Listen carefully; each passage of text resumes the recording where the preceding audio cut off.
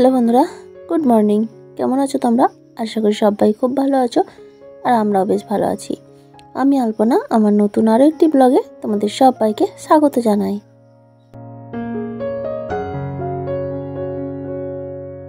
আজকে দিনটা হলো বৃহস্পতিবার আর এখন বাজে ওই সকাল 5:30।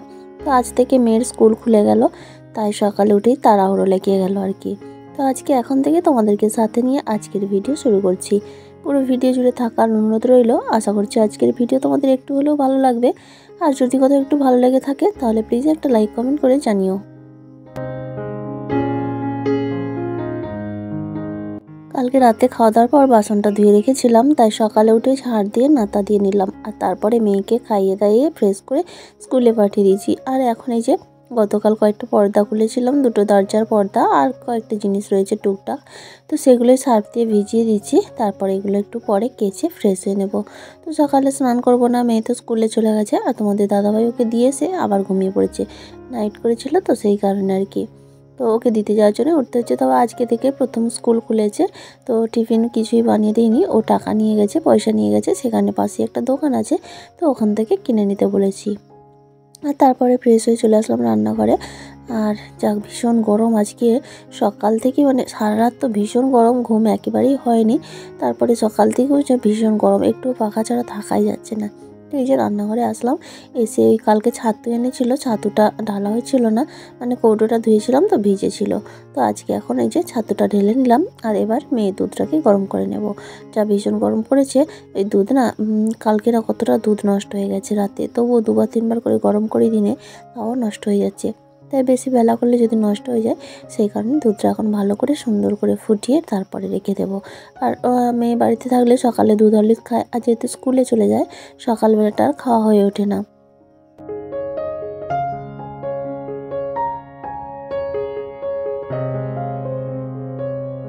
তো ছাতুটা ঢেলে নিলাম, আর একটু ছাতু পড়ে গেছিলো, তাই গ্যাসটাকে সুন্দর করে মুছে নিয়ে এখন এই যে দুধটা বসিয়ে দিলাম। তো এখন 500 করে দুধ নেওয়া হয়ে যাচ্ছে, কারণ কি মেয়ে তো খায় না অতটা দুধ, আগে খেত 500 করে, তারপরে না যত বড় হচ্ছে ওর খাওয়া নিয়ে সমস্যা, তো ও খেতেই চায় না, সেই জন্য দুধটার পরিমাণটা কমিয়ে দিয়েছিলাম, 300 করে নিতাম, তো সেটা হলে ও খেয়ে নিত। এবার এখন 500 করে নিচ্ছি, একটু রাতে ওই দই বসিয়ে দিচ্ছি, তাহলে পরের দিন দুপুরে দইটা খাওয়া যাচ্ছে। যা ভীষণ গরম পড়েছে, ঘরে একটু টক দই যদি বসানো থাকে তাহলে কিন্তু খেলে বেশ উপকার। তবে মেয়ে আবার ইদানিং দেখছি দইও খেতে চাইছে না, মানে যত বড় হচ্ছে না ওর খাওয়া দাওয়া নিয়ে এত প্রবলেম হয় কি বলবো।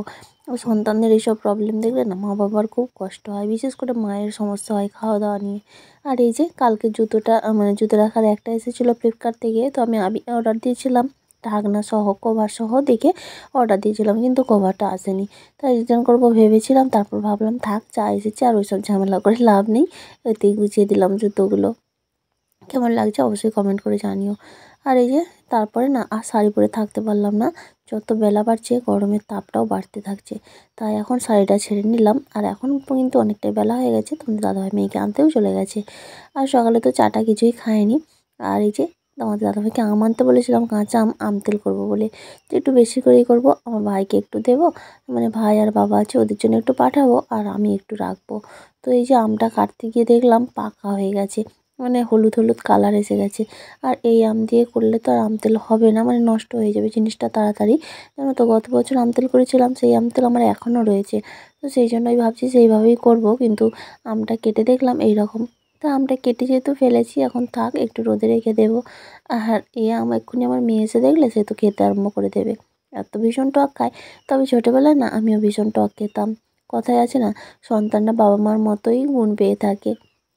আর জানো তো সবথেকে প্রবলেম হচ্ছে আমার ফোনটা, গতকাল থেকে এত সমস্যা হচ্ছে, মোটেও ভিডিও করতে পারছি না।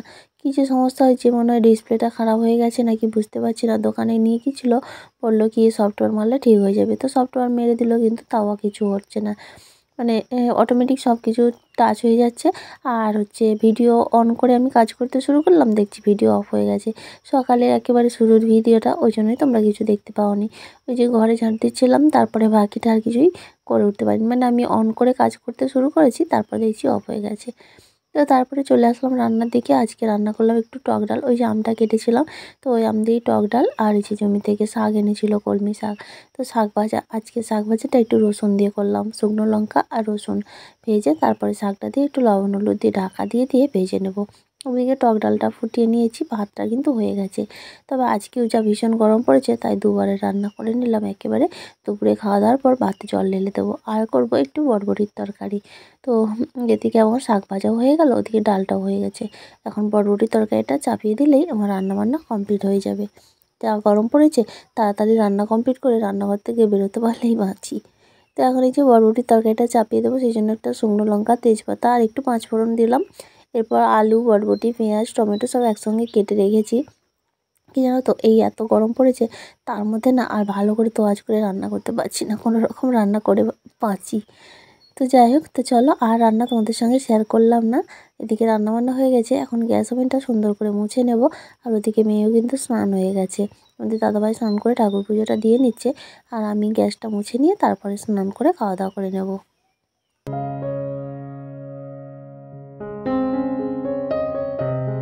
এতক্ষণ পর্যন্ত যে সকল বন্ধুরা আমার সাথে রয়েছে, আমার আজকের ভিডিওটা তোমাদের কেমন লাগলো অবশ্যই একটা কমেন্ট করে জানিও, আর চাইলে তোমরা শেয়ারও করতে পারো। আর আজকের ভিডিওতে যদি তুমি নতুন বন্ধু হয়ে থাকো, চাইলে চ্যানেলটা সাবস্ক্রাইবও করতে পারো। আর যারা অলরেডি সাবস্ক্রাইব করে আমার এই পরিবারের সদস্য হয়ে গেছো, তাদের সবাইকে অসংখ্য ধন্যবাদ।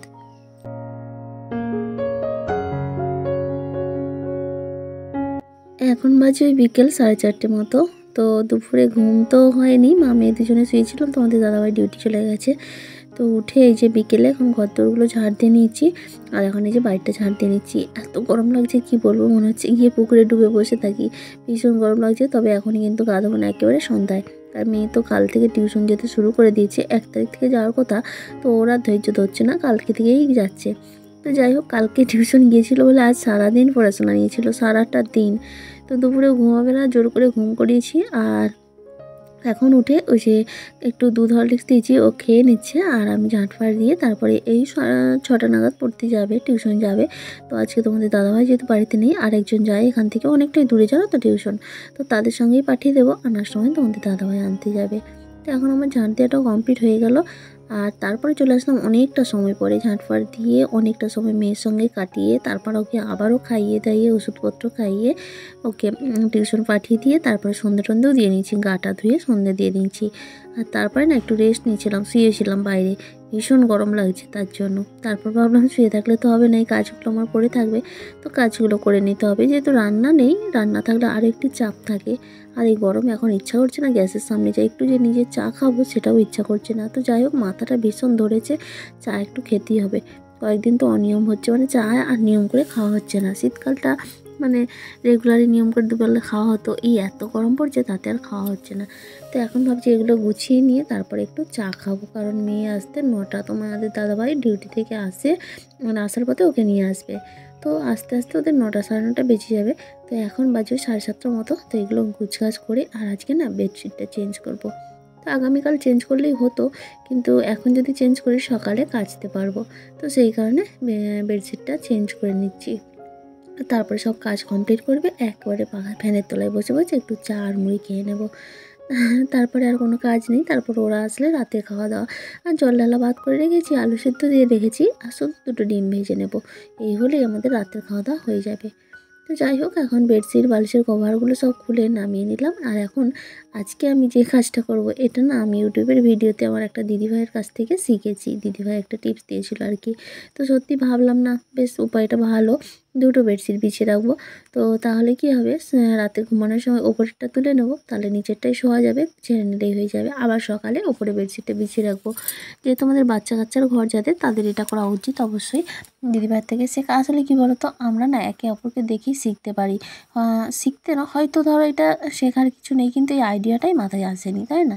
তো সেই কারণে আর কি, ওই জন্যই তো মানুষ বলে না, শিক্ষার কোনো শেষ নেই, যতদিন মানুষ বেঁচে থাকবে ততদিন শিখে যাবে।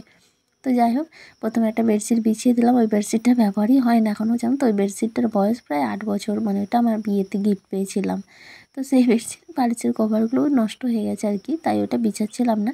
তো যেহেতু ভেতরে থাকবে, তাই মানে ভেতরে যে বেডশিটটা দেবে একটু বড় সাইজ হলে ভালোই হয়। তো সেই জন্য ওই বেডশিটগুলো বড় হয়, তাই ওটাকে ভেতরে দিয়ে আর ওপরে এই যে এই বেডশিটটা বিছিয়ে দিলাম। এটা আজকে আর তুলবো না, এর ওপরেই ঘুমিয়ে পড়বো। কালকে রাতে একেবারে ঘুমানোর সময় এই বেডশিটটা তুলে নেব। তো যাই হোক, আমার বিছানাটা সুন্দর করে গোছানো হয়ে গেল। এখন বালিশের কভারগুলোও লাগিয়ে বালিশগুলোও রেখে দিচ্ছি। তাহলে চলো বন্ধুরা, আমার আজকের ভিডিওটা এ পর্যন্তই। দেখা হচ্ছে আবারও আগামীকাল নতুন আরেকটি ব্লগের সঙ্গে। ততক্ষণ পর্যন্ত সবাই খুব ভালো থেকো, সুস্থ থেকো আর সাবধানে থেকো। আর এই বালিশের মধ্যে দেখছো কাঁথা আর কম্বলগুলো যেগুলো বিছানায় রাখতাম সেগুলো প্যাক করে দিয়েছি। তো ওটাও দিদিভাইয়ের থেকেই শেখা। তাহলে চলো আজকের মতো টাটা, গুড নাইট।